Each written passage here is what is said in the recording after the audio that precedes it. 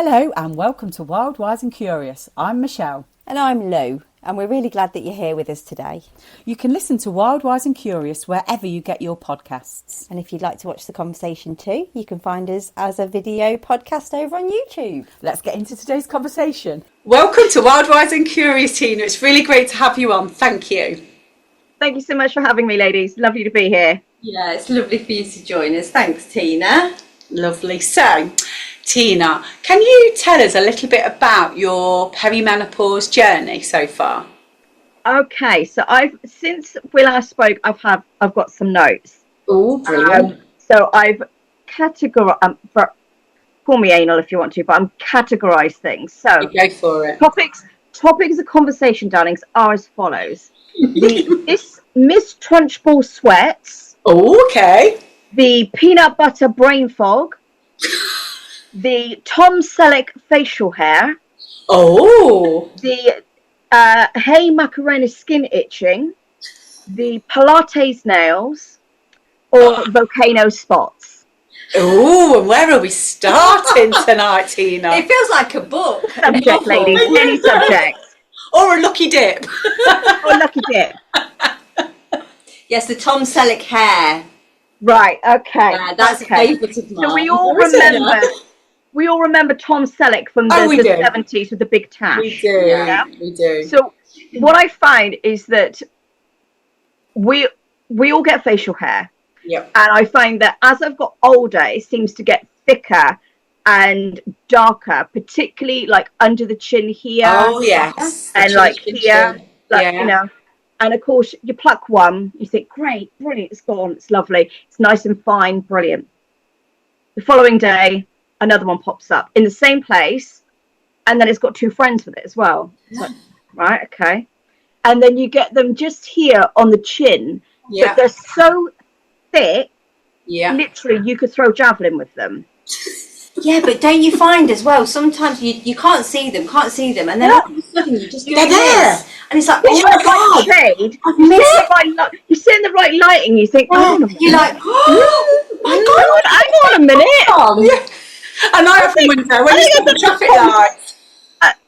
And you go to bed and you think, right, okay, I got those like 6 hairs that came from nowhere in the last 24 hours. It's okay, I've got them. Trim them, I wax them, I do whatever it is us ladies do. You wake up the following day and you say, okay, right, let's brace myself before I look in the mirror. Am I going to be looking at Tom Selleck, or am I going to be looking at another round of facial hair in a place where I don't want it? Because at some point you're worried that you're going to be in the mirror. But I don't know about you. See, my eyesight's failing as well. So my eyesight seems to be getting worse. So I'm like this in the mirror, and it's just like, oh my gosh. We are going to have to rely on each other as we get older, you know. We are, aren't we? How else are we going to know? My nan used to rely on me when I used to go round. She'd be like, Shelley, come over here a minute. Here's the tweezers. And I'll be like, all right, now. Okay, nan. Okay, nan. I know, but I've also got somebody, it's my mum, someone had given her a mirror, and it was one of those mirrors that you plug in, so it's got a light surrounding it, and it's like normal one side, and if you flip it the other side, it's 5 times magnified. Yeah. Which seems brilliant because you can definitely see the odd chin hairs and tash and whatever. Absolutely, but what's not great about it is that it makes everything so much bigger. So you feel like you really have been walking around with like the odd big fat one sticking out your chin. Yeah. So it's not attractive, but you can see them. Like a little handheld mirror that's about this big, and it's like 10 times the magnified extension. Oh God, so they're even bigger. Yeah. And I'm looking and I'm like, seriously, how big is that? And I'm like, and I'm thinking, I don't know that these tweezers are going to be big enough. So out of all your list of symptoms then, Tina, which ones were the first ones for you to realise that you were in perimenopause? So for me, the first symptoms that I got were the Trunchball sweats. Okay, tell us more. Trunchball sweats were the first. So I started to get headaches, which are unusual for me. I'm not normally renowned for getting headaches. Yeah. But I have got a history of migraines, and I had my ear pierced. Yeah. I had it done fashion. No, darling. Trust me, it was painful. I didn't have it done fashion. I had it done for migraines. Oh, okay. Since I had it done, haven't had a migraine since. So I started to get migraines back, and I started to get them like twice a month. And I'm like, oh, okay, this is not good. I'm gonna have to go and speak to my doctor. But I managed to, normally when I have a full on migraine, I'm like out for 3 days. Do not talk to me. Lights off. Can't eat anything. Feel sick. Good night, Vienna. So, but on these occasions, I happened at work, and I managed to take one of those Nurofen migraine tablets. Just took one, just in case I threw it up. And I thought, okay, this is unusual. This has gone away. This is great. It's amazing. This has never happened before. Brilliant. And then 2 weeks later, I had another headache. Again, just an offset of a migraine. I thought, okay, I haven't beaten anybody. I'm not upset. I'm not stressed. Right, okay. Right, okay. I'm just going to forget about it. Right, okay. And it didn't reoccur again. So I thought, right, okay. And then I started getting the dry patches, the dry skin patches. And particularly recently, I've got the Hey Macarena dry itching. So I'm going. Oh, okay. Yeah. But the problem is, at the moment, it's my legs at the moment. Before that, a couple of weeks ago, it's my arms. And literally, it's almost like when you get a bug bite and you start itching. And you're going back to it and going back to it. You can't leave it alone. Yeah. And it's almost like it's just heat. And the hotter I get, the worse it is. So, of course, at the moment, we're British weather, and it is Baltic bum freezing out there. Yeah.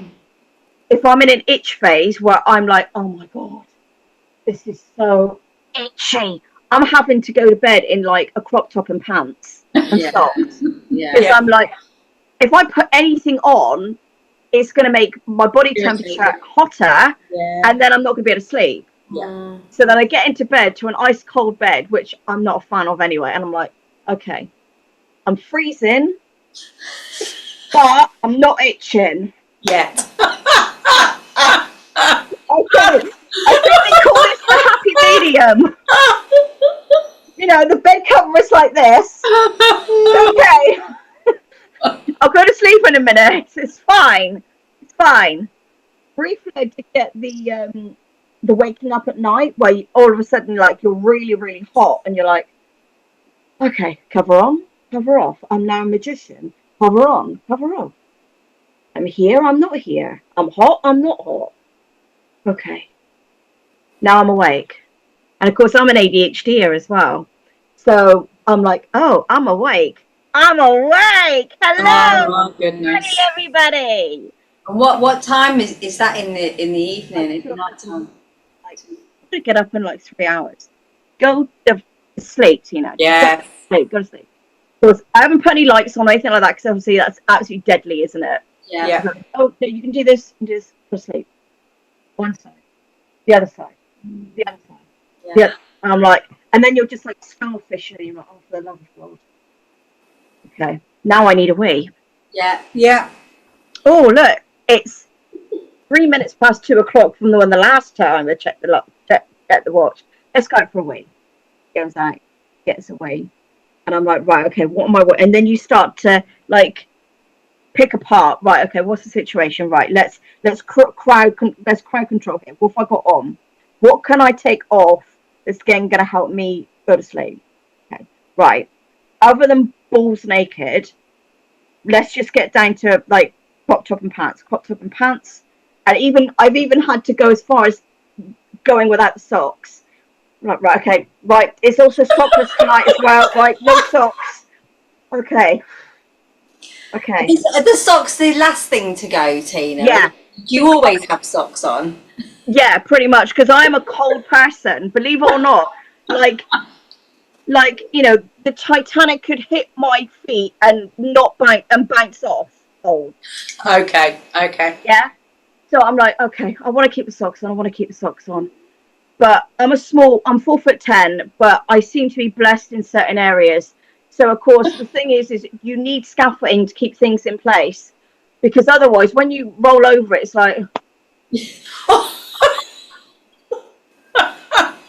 end up getting a sharp pain. Yeah, and then you're thinking, right, okay, so hold or be smothered by my own chest and die my sleep. Okay, we're going to go with cold. So the socks come off, and I'm like, oh yeah, okay, yeah, okay, okay, and sleep. That's it. I look alike. And then before you get to know it, you know how it goes. You go to bed late, you go to sleep late.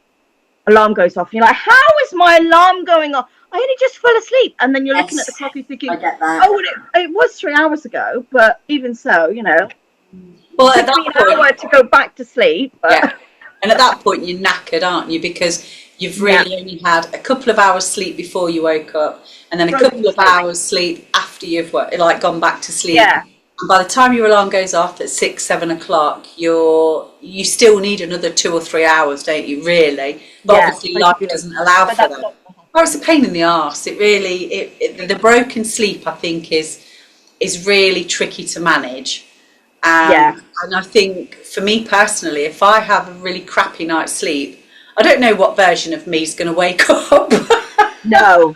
Yeah, I'm with you. You know, I can be really grumpy in the mornings, and if I've had crappy sleep, and then sometimes it's hard to shake it off because you feel like you've not caught up with the rest that your body needs. Well, you see, I'm lucky in the sense that because I'm an ADHD. I mean, I pulled an all-nighter. When did I pull? 2 weeks ago, I pulled an all-nighter. On purpose or not? Yeah, where I had. It was Saturday. I had the weekend off because my son was at his dad's. So in the morning, I'd gone to see a friend at 10 o'clock, stayed with her until nearly 4 o'clock, come home, did some tea, and got working. So I got stuff to edit. I've got Canva to sort out, graphics, hashtags, all the things, research, etc. So I'm just like going, and I'm like, okay, right. Oh, okay, right. Well, I've been going for the last 4 hours. It's now 10 o'clock. Yeah, right. Okay, I'll go get a coffee. Got a coffee. Back to it. Okay, now it's 1 o'clock. Right. Okay, brilliant.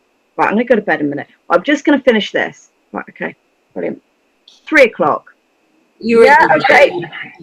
Yeah. Okay. One more thing to do. Yeah. 5 o'clock. Yeah. Okay. Yeah. I can go to the gym right now. Right. Okay. Because Tell me you didn't. Tell me you didn't go to the gym. Yep. You did? By 8 o'clock, I was in the gym. I was in the gym, and then that Sunday, I then didn't go to bed until 10 o'clock. Wow, you did well then. Yeah, I wouldn't be able. Yeah, so I can pretty much burn on 3 hours. Yeah. But then by the time I get to like midway point in the afternoon, I'm like, seriously, why are you in my face? Why are you talking to me? What, and there's nobody there? Yeah. Like, go away. TV. Yeah, go away. You know, and I have a retail job, so you can imagine if I haven't had any sleep, I'm like, why the fuck are you in?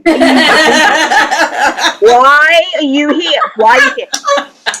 And then the look on their face, like, I just want to know where the eggs are. That's what I Thanks.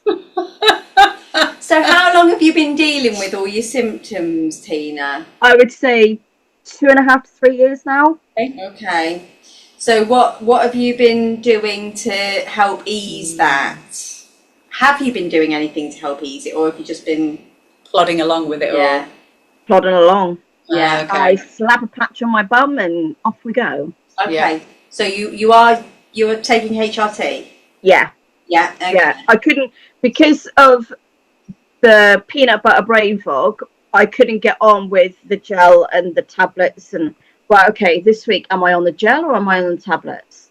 When did I last take the tablet? Did I take the gel? When did I last take the gel? Ah, so like, this is the peanut butter brain fog that made you not sure about when you'd taken it or not. Yeah. I feel your pain actually when I started taking HRT. Oh, sorry. Sorry, I was going to say, with the tablets and the gel, you're 2 weeks on, 2 weeks off. Yes. And I couldn't, even with keeping damn diary. I'd write it on the calendar. Right, okay, gel on for this 2 weeks, then start the tablets. Yeah. Then, and I don't think it help matters that the beautiful NHS that it is, long may it stay the way it is, got halfway through and they're like, we have a problem fulfilling your prescription. Okay. And you're like, okay. Yeah. There's the shortages. Yeah. How much of a problem? Well, we've got a bit of a shortage at the minute, right? So what am I supposed to do? Because, you know, by day 4, I could eat my child. Yeah. You know, so, you know, my client, my colleagues and my customers are living on the edge. So, you know, how do you want to play this, Margaret? I really need, you know, if, you know, an addict always says this, but I really need my medication. I think it's essential for all public health. I have this medication. So how long have you been on HRT for, Tina? I've been on it for the two to 3.5 years. So I started off on the tablets and the gel, and I went to the doctor and I said, look, for the love of Jesus Christ and everybody else, please put me on something that's not what I'm currently on. And they're like, oh, you could always have a patch. Okay. Why wasn't I offered that to start with?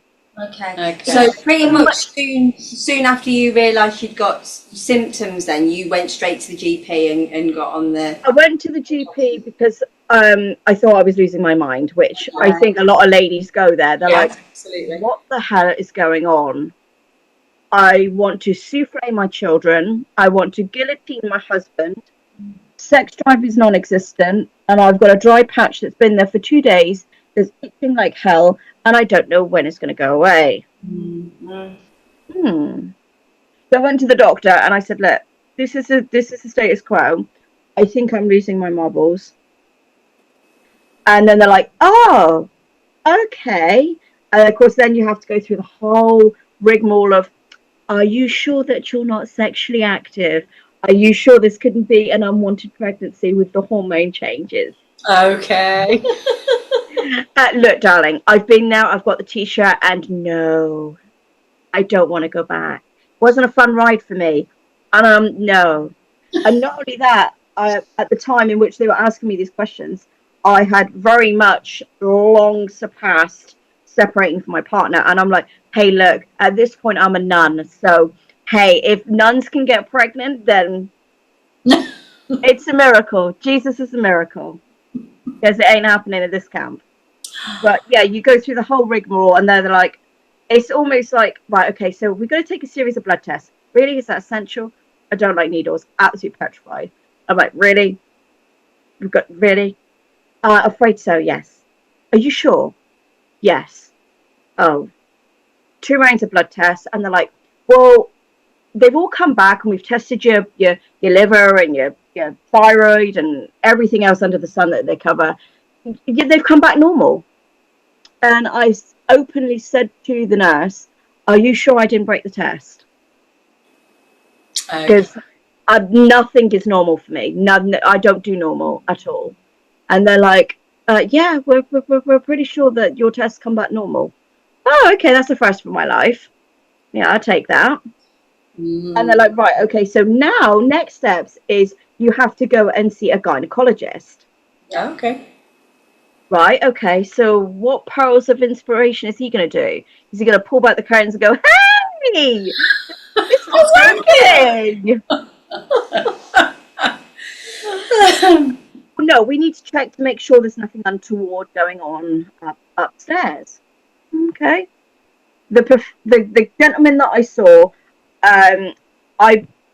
he's got like a list like this big of letters after his name. Old style gentleman, very old school, as we would call it. Very much like, take a seat, madam. Okay, that's Haven't been called madam for a long time. not in this situation. They'll take a seat. Yes, okay, and then right, okay, go through the preliminary questions. Right, okay. Is there any chance that you could be pregnant?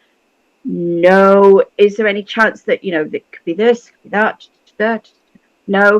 What is the main reason for you being here? And I said, well, my periods are sporadic.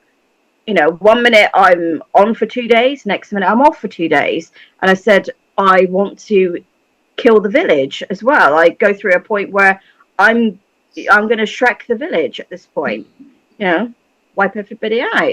And he looked at me over his glasses like, okay, next question.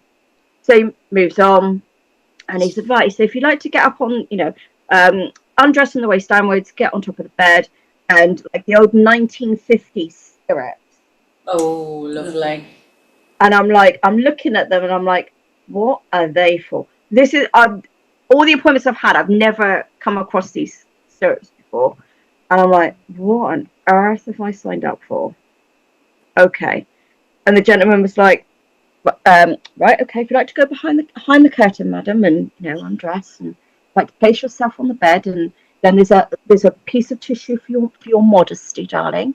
Oh, lovely. Just one piece. It's just one piece, and I'm like, that's not even going to cover it.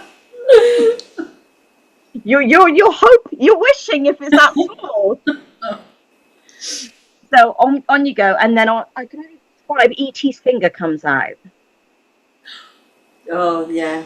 The instrument that they use, and it is speculum. Yes, yeah. The E.T.'s finger. Well, it's, I don't know if I'm allowed to say it, but basically it's vibrator size, where it's round and dead off at one end, and then obviously it's circular at the top.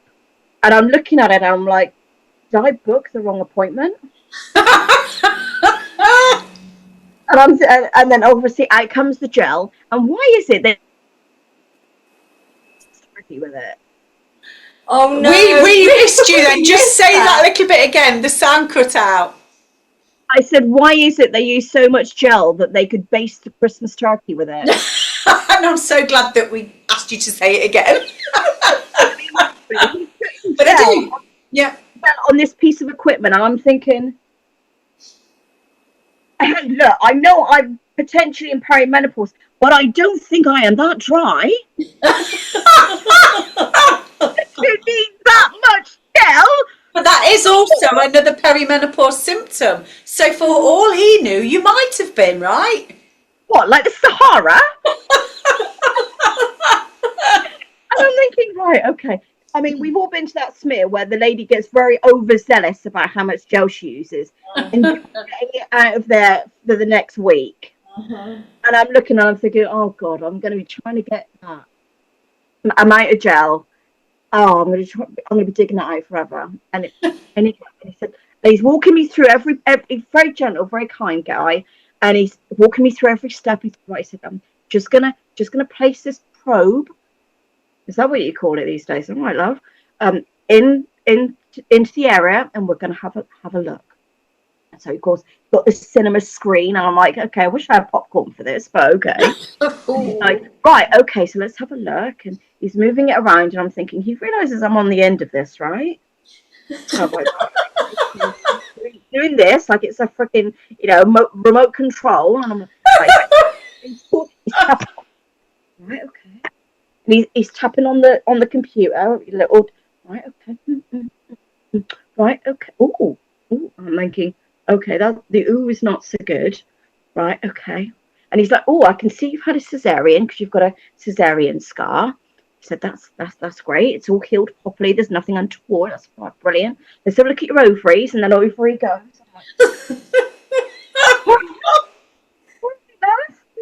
Yes, your ovaries look lovely. Yeah, brilliant. That's great. Let's try the other side. Over the other side it goes. I'm so glad this is on video. He said, do you know what, Miss Wood? He said, everything seems to be wonderful. Everything's healthy. Everything's looking lovely. And I'm like, I'm so glad you've come to that conclusion. He said, if you want to up on the curtain, he said, clean yourself up. He said, and rest. He said, with the consultation. Okay, so over I goes, and I'm like, okay. He's giving me like 2 pieces of tissue, and I'm like, yeah, that's not going to cover it. Yeah, that's not going to work. No. down. And it's a bit like seaside tissue, where you go into the toilet and the tissue is like baking paper. Yeah. You look at it and you're like, okay. Do any of you ladies have a tissue? A tissue that's like bigger than like 4-ply at this point, So I'm thinking, okay. So I'm there and I'm trying to do my best. I'm trying to think, well, Jesus, he's going to have somebody after me. So I come with my clothes on. He said, I just want to take a seat. Right. He said, I don't see any nasties, anything to be concerned about.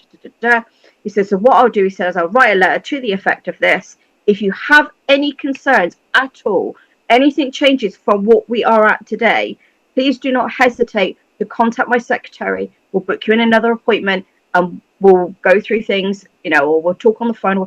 He couldn't have been a nicer guy. That's really good. And I think that when you meet people like that, you feel reassured. Of course you do. Of course, lead up to the appointment, I'm thinking, oh my God, I could have cervical cancer. I could, why the hell do I need to see a gynecologist? And of course, at the doctor's appointment, that it's not explained to you either, the reason why. They just say, oh, well, we just want to check things out, very casually, offhand. And I'm like, well, I understand why you would want, because obviously everything's connected, but I think more explanation needs to be given, because as women, we think, well, hang on a minute, you're sending me to see a professional, a consultant of gynecology here. You're not just, it's not just a GP surgery or a registered nurse at my local set. I'm going to the hospital. And not everybody has that, do they? I mean, I was just put on HRT. Do you want it? Yeah, please, now. So not everybody's experience is you going to the gynecologist. So okay. So I had a letter a couple of weeks later to say what they'd spoken about, and a few kind of like screenshots of what was come up on the screen. And then they said, you're going to have to book another appointment to go back to your doctor, book the appointment, and that's when they started me on the first round of HRT. Okay. But the process to get to the prescription stage, and when I went into the appointment, after having the consult with the gynecologist, they were right. Okay, so it's almost like as if they're trying to like debunk or debuff, or trying to say, oh well, actually, do you know what? We know you've had a lot of appointments to get to this point, but there are really no tests that we can run that will pinpoint whether you are or not in perimenopause. Yeah. And you're looking at them and you're thinking, so you mean to tell me that I went to see a gynecologist, had E.T.'s finger go where nothing should go, in my opinion, for you to then turn around and say, oh, well, good for you, well done, we think you're in perimenopause, but we're not 100% sure. And if you want HRT, you can have it. If you don't want it, then thanks very much. Pay the lady on the way out. And it's kind of like very flippant, as in, oh, well, I suppose if you want it, you can have it kind of attitude. Yeah. And it's like, well, that doesn't help me. No, you want the support, don't you, I guess? You want someone to sit with you and explain what might potentially help you with the symptoms that you're trying to manage. But I guess what they're doing is it's a tick box exercise, really, isn't it? If they have to go through this raft of tests just to make sure that there isn't anything else untoward, and also then to make sure that you are in a good space. Then, if you do want to take HRT, that you are able to. But I guess a bit of explanation around that would be really helpful, wouldn't it? Yeah, because I kind of think that I know that we're in kind of a point in time in our in healthcare where they're almost like against prescribing anything that they don't have to. And I'm like, I understand that, because over prescribing is not the way forward either. But if you're going to send somebody on a journey such as mine or something similar, why get to the end and go, well, if you want to sign up, these are the benefits. But if you don't, and that it'd be amazing if you don't, because we don't have to pay, really, really like pimping up the idea of me not I mean, because after all, I mean, you could just, soldier on and, just kill everybody in the village. You could just soldier on. And I'm like, okay, my kid doesn't know whether he's coming or going at this point. I've put in for an extension on the patio this week. So, which option do you think I should go for? Yeah, it's really difficult isn't it? So you tried 2 different types of HRT. Yes. And then, so how did you get on? I'm assuming that you've got on okay with the second lot because you're still on it. The patches are a lot better. Yeah. But I'm getting to the point in the patches now, by day 3, they're wearing off. Okay. So how long have you been on those, Tina? I've been on those for a year and a half. Okay. Yeah, about a year and a half, because I was on the tablets and gel for roughly 6 months, and then obviously there was then a shortage, so just under a year on that, and then obviously I then changed the patches, so I've probably been on the patches that I'm on now a year and a half. But I find that particularly in the last, I would say 3 to 4 months, I could put the patch on, great, I'm happy, I'm everybody's friend for 2 days. Come the 3rd day, the devil's starting to creep in, and I'm like, okay. So what are you doing about that? Are you doing anything to sort of help yourself, or are you going to be going back to the GP? So I have a review coming up for the HRT, which is obviously amazing, to which I will be stating what I've just said. And then what I tend to do is, because I live in quite a high stress world with the job I do, my son, work, etc. So my outlet is gym. Gym is my outlet. So hence going to the gym at 8 o'clock in the morning after doing an all-nighter. Yeah. I just find that the gym just sets my mental health and just sets me for the day, and just helps me rebalance. Were you always like that, or is that come more with going through perimenopause? Was that like a new addition, or have you always been like that anyway, always been using the gym? I've used the gym on and off for many years, but I've also had issues around food. So due to relationships that I've been in, or so I'm a comfort eater, and I'll also binge eat as well. So some of it is part of the ADHD, because you get time blindness, where you say, for example, you start work at 10 o'clock, for example, you get to like 1 o'clock, you say, oh, I'll have something to eat in a minute. Oh, actually, I'll just finish this. Before you know it, it's then 3 o'clock, and you've gone a full 6 hours without unlikely not going to the toilet, because I've got a bladder like a sesame seed. But you've only drunk half a bottle of water, you haven't eaten anything since you had your breakfast, you're about to pick the kids up from the school run, and you're like, okay, there's no way I'm going to get a sandwich in between now and when I pick the kids up, so I'm just going to have to wait until I pick the kids up. So then the first meal or second meal that you're eating is like 5-6 o'clock at night, or 5-6 in the afternoon, and then you're like, okay, I'm really hungry. Of course. And then of course then it's snacks, sugar.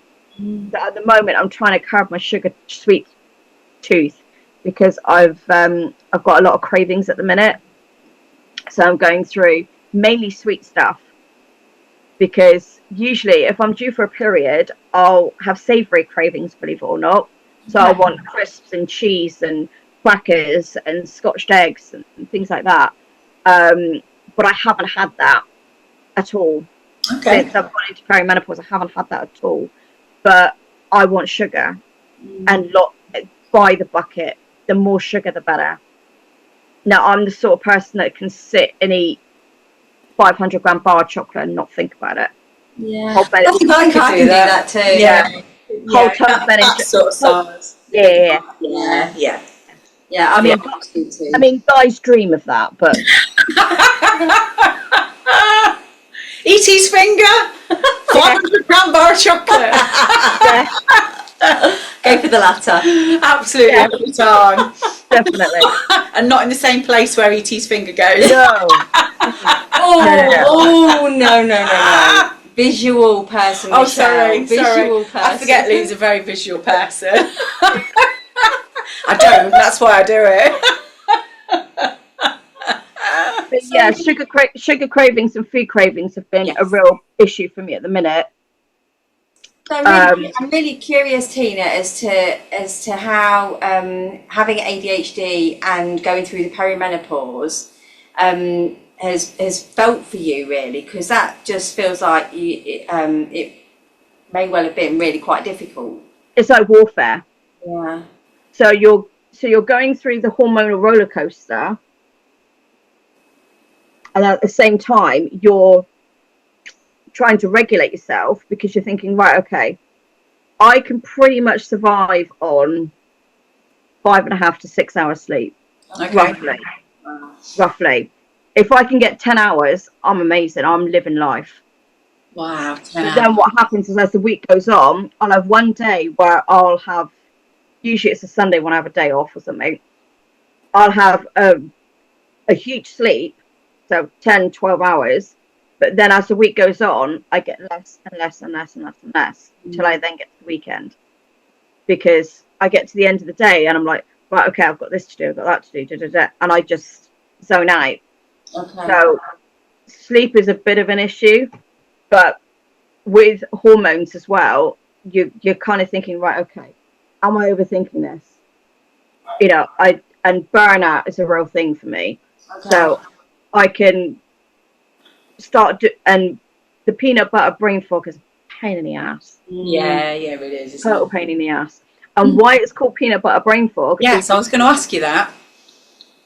It's because early on, when I thought, okay, you know, maybe I'm in perimenopause.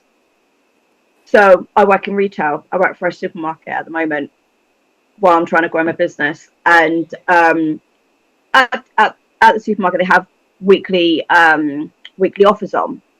So I really like peanut butter. So I make protein balls with it. I bake with it, cook with it, etc. So each week, I wouldn't put it on the list because the previous week I bought a jar of peanut butter. So I get to the supermarket and I get down the aisle. I'm thinking, did I buy peanut butter last week? Yeah, I laugh because I know exactly what you mean. And it's not on my list. I'm sure I'm going to need it. I'm going to buy a jar. Put it in the cupboard. Following week, same thing happens. Following week, same thing happens. And then for some reason, I decided to have a cupboard clear out. At one point, I had 6 jars, all the same size, 6 jars of peanut butter, and believe it or not, all the same brand. Oh, well, you obviously like that brand. I'm consistent.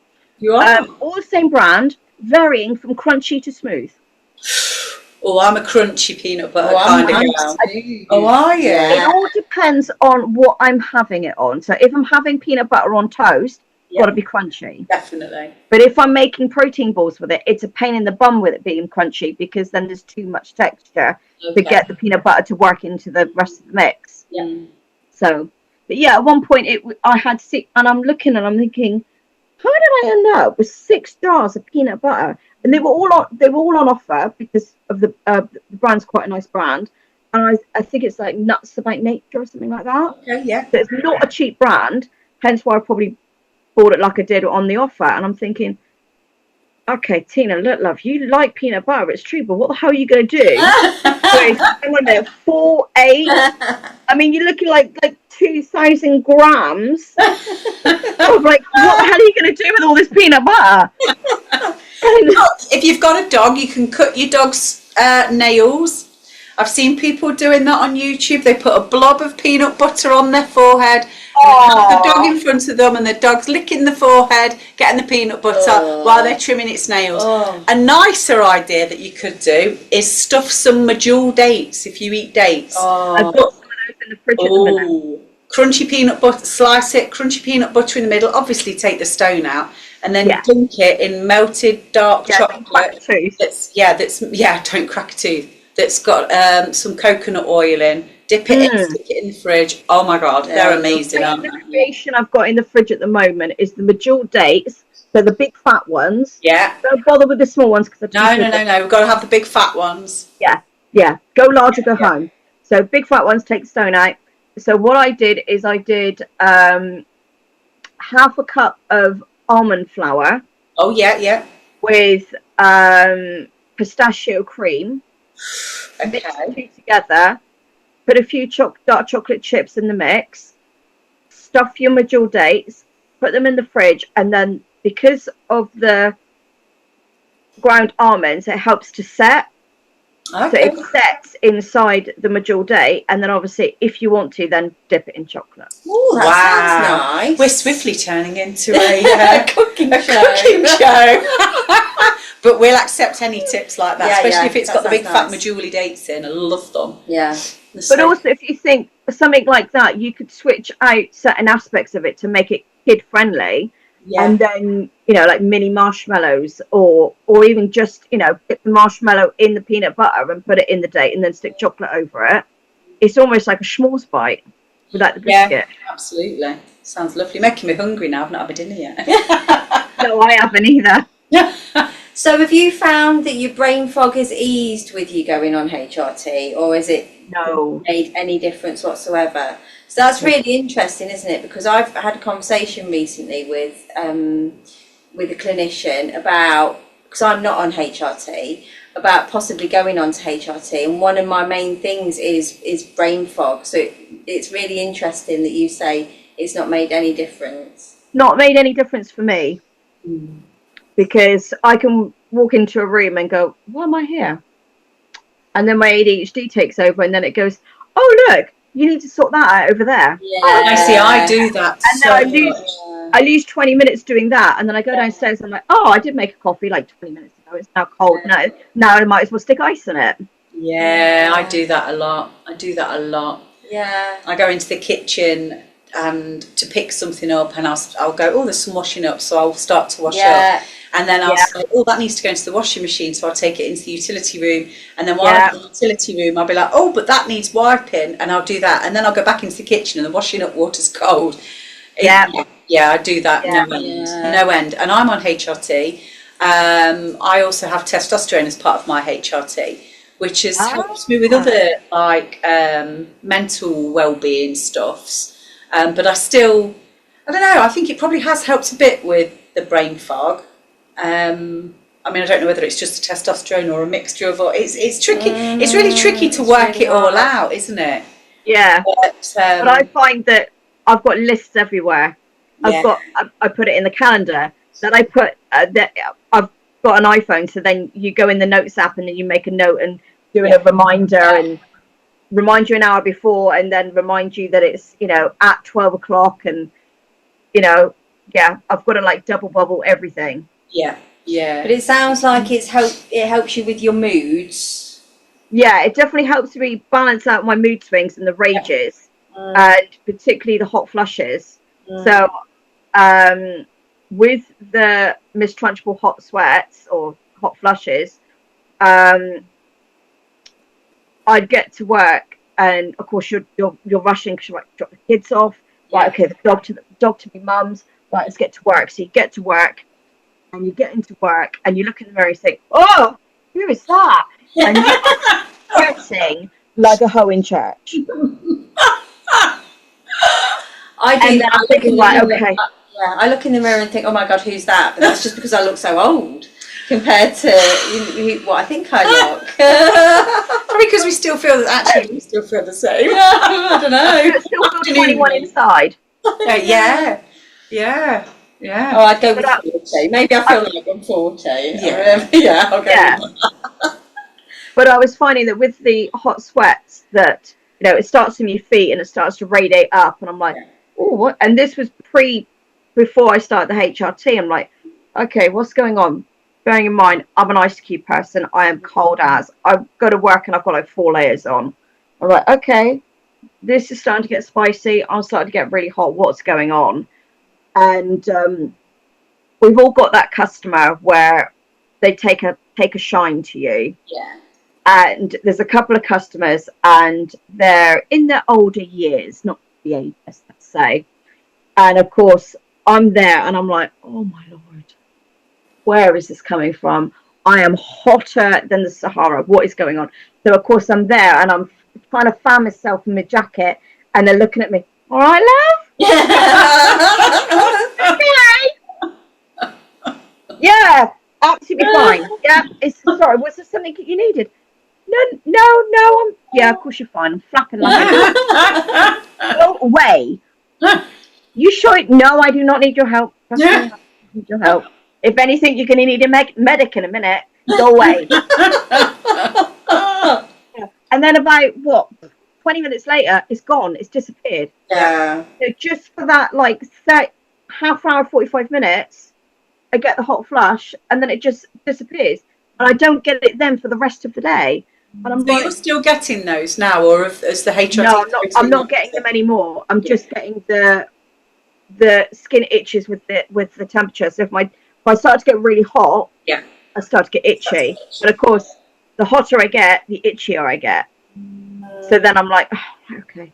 It almost like one symptom replaces the other each time. Yeah, and that's the thing. It's not, a HRT isn't a cure-all, is it? And it's still trying to find little ways to help you navigate the other stuff as well. Yeah, it's just balancing it out, isn't it? Really? Yeah. I've also gone down the rabbit hole of trying to cut out sucrose out of my diet, because obviously artificial sweeteners can wreak havoc with your hormones and everything. And I'm looking at the back of the average stuff that I eat. I'm like, why is that in there? I picked a classic example. Went to Lidl the other week, picked up some high protein yogurt, because high protein everything these days. High protein yogurt, great. It's got real fruit in it, real fruit juices in it, brilliant. Okay, raspberry, strawberry, vanilla, and I'll go for a plain Greek one because that will go with everything. Gets home, and I'm speaking to my friend that's currently going through cancer treatment, and she was saying about the stuff that she's cutting out of her diet and things that she's not eating and things that she's been told to avoid because of the treatment and one thing or another. And she said, oh yeah, I'm cutting out artificial sweetener. She said, and you wouldn't believe what it's in. And she's obviously gone down the rabbit hole and researched it and what have you. So of course then you kind of like, oh, okay, I'm going to just out of curiosity, I'm going to check. Looked on the back of this yogurt, sucrose, and I'm like, why is, and I think it's because you're adding a flavor to it, like strawberry, vanilla, raspberry, whatever. For some reason they feel the need to put sucrose in it, because the high Greek plain yogurt that I got out of the four doesn't have it in it. Okay. Yeah, it is. It's the flavourings, I think, isn't it? Yeah. So I'm How like, have you been doing that for then, Tina? Is that helping? Roughly a week and a half. Okay, so still early days. Yeah, but it's hard going, because you look at the back of everything and you think, hang on a minute, it's in my chocolate, it's in biscuits, it's in cordial, it's in protein bars. I mean, you name it, it's in majority of things. Yeah. And I'm a celiac as well, so I really don't need to cancel anything else out of my diet. Okay, so you're already having to check everything as it is. Yeah. Okay, so there's a lot going on. Yeah. Yeah. So of course the bloating as well. It's like, why? So with regards to like, I don't know, the moving into like what you're doing now. So obviously you're working in retail and you've set up your own business. Is setting up your own business been part of your like journey during this time? Midlife transition. Yeah, like a midlife transition. No, I started my business. So my business, my social media business, which is Wellbeing Socials, shameless plug. Look away, love. Shameless plug. I started that one about 3 years ago. Okay. But I've just recently, in the last 3 weeks, changed my personal account to the handle is midlife and overstimulated. Okay, so I'm in midlife. I'm 44 years old. I know the oil of you ladies are working, ladies. So I'm midlife and I'm going through perimenopause, which for many people, when you're at the early 40s, it still classifies really early. Yes, it is, yeah. Even though you can start at 35. Absolutely right. For some, that still classifies really early. So I've started doing content explaining about, hey, look, this is what I'm experiencing. I'm 44 years old. I'm an fresh ADHD. This is what I'm going through. So I've just started doing that, kind of like almost like blogging my experience. Okay. Kind of get people to kind of, hey, look, if this is happening to you, this is part of the ride, my love. Yes, it is. So people don't feel quite so alone. And that's what it's all about, isn't it? It's what the podcast is about. I think we're 100%. all trying to help the next lady or your next woman along in the journey, and if they can tune in and see your socials and read a message and say, wow, okay, that's how I feel, I'm not losing my marbles, it is just something that happens. And I think it's cool. So what you're sort of saying is, although like the wellbeing socials was something you started probably just not long before you experienced perimenopause, now you're in the throes of it and working out what sort of HRT works, what other things work for you, like food and exercise and everything. So you've built your social. I would say that wellbeing socials kind of started as I was kind of growing my business. Yeah. So that's kind of where, in the early stages, I suffered with burnout a lot. Okay. So I'd get to a point where I'm like, do you know what? I don't want to look at a computer. I don't want to touch my phone. Don't ask me to edit anything. I don't want to know what a hashtag is. Too much. I don't care what Adam Mosseri is saying. And, that's like, in my world, that's like, oh, she just said that. I don't care what the update is. I don't care what the update is. I don't care what the algorithm is doing. I don't care what's trending. I don't care that Kim Kardashian is selling fluffy panties. I don't care. Oh my word. Dad, what the hell's that about? And I'm like, okay, I've got to switch off. And I'd have to switch off at 4 days. It's 4-day segments. Yeah. And I'm like, I'd be like, I've got to post something. I'm like, no, not interested. No, I don't want to look at it. I'm not interested. So of course, part of that is kind of like hormones, unbalanced hormones. But the other half of that is obviously my ADHD fighting each other. And they're like, well, hang on a minute. We want to do something because we want to be organised, but then we're so out of whack that we haven't got the energy or the motivation to do anything. But I want to post something, and it's like, oh wow, right, okay. So I just had to kind of like, right, okay. So now I tend to work at my own speed. It's not necessarily the pro quo that all the gurus would say. Oh well, you got to post 7 days a week. 3 reels a day, 3 carousels a day, 2, hey, look, it's whatever works for the individual. 100%. We say there is no point in setting yourself an unrealistic expectation of, oh, I'm going to post 2 reels a day, 2 carousels a day. I'm going to knit a whole sweater and I'm going to cook. I'm going to do a 3-course meal for my husband. Yeah, come on, let's pare it back a little bit. Yeah, let's be realistic here. Absolutely. We've got to exactly do that. Yeah. Oh, well, I think we better start rounding that up. We could honestly, I could definitely stay on chatting for ages. It's been so good to have you on, Tina. Thank you so much. All right, no worries. Thank you very much for having me. Thanks for tuning in to today's episode. If you'd like to be a guest on the show, feel free to email us at info@wildwiseandcurious.com or reach out on our socials at wild_wise_and_curious. And don't forget to hit subscribe so you never miss an episode. Stay curious and we'll see you next time.